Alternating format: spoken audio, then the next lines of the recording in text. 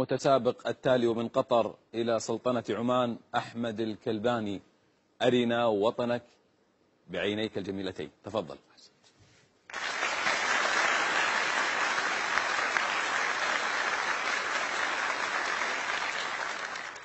سأخبركم سرا صغيرا عني، سر طمرته 20 عاما وأخرجه الآن. حينما كنت أسمع اسم عمان على لسان أبي، دائما ما كنت أتساءل من هي عمان أو ما هي عمان، ولم أجد الإجابة.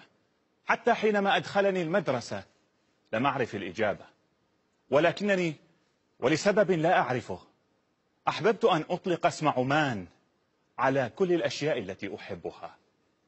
أطلقت اسم عمان على المدرسة، سميت الفجر عمان، سميت الفلج والجبال والنخيل عمان، والبحر الذي كنت أراه فقط في الخريطة سميته عمان. وأمي وأبي الذي لم يعلم أبدا ذلك سميتهما عمان. لا أعلم السبب، ولكنني كنت أشعر بأنه أمر جيد. كبرت وكبر اسم عمان في قلبي، كبر معي ومع كل الأشياء الجميلة، حتى أنني وجدته في كل شيء. وجدته في أول بقعة تشرق عليها الشمس في الوطن العربي، وجدته في الجبال الشامخات التي تضرب درسا في الصلابة والرسوخ، والتي شق منها العمانيون القدماء بسواعدهم أفلاجا تنضح بالحب والسلام.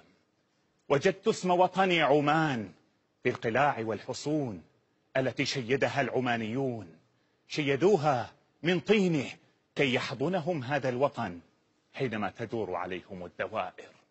وجدت اسم عمان في أسطر الحضارات القديمة، سماها الآشوريون ماجان، وسماها الفارسيون مزون، وتارة ماكا، وسماها الرومان عمانا.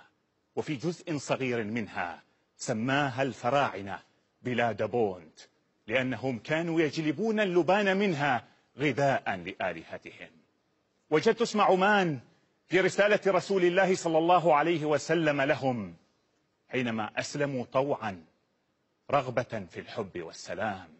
وجدت اسم عمان في أرواح العمانيين الذين عبروا البحر وشقوا المحيط بسفنهم وهم يحملون أشهد أن لا إله إلا الله وأشهد أن محمدا رسول الله. حملوها شهادة ونبتة طيبة، زرعوها في الهند ونبتت حتى أقاصي الصين، وجنوا قطافها في شرق إفريقيا. وجدت عمان في كل شيء، في ضحكات الأطفال، وفي آمال الأجداد، وفي حكايات أمي.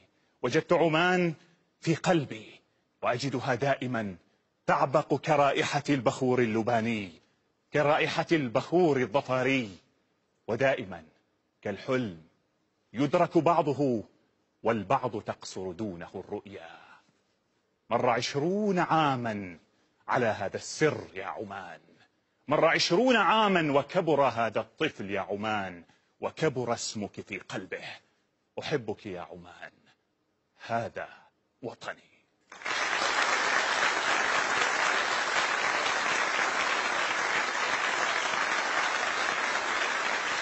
أحمد الكلباني يا ابن عمان، شكرا جزيلا لك. شكرا. مشاهدي الكرام.